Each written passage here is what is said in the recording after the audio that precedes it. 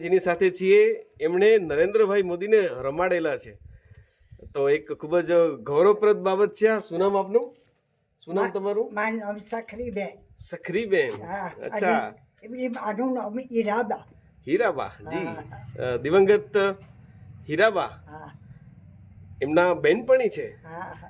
અને ખૂબ જ બહુ જ દિલચસ્પ બાબત છે આ, અને એક ખૂણામાં રહી ગયેલી બાબત છે જે બહાર લાવવાનો મારો પ્રયાસ છે. નરેન્દ્રભાઈ જ્યાં રહે છે ત્યાં હીરાબાના બેનપણી અહીંયા રહે છે, અને નરેન્દ્રભાઈને સ્કૂલે મોકલનાર વ્યક્તિ છે.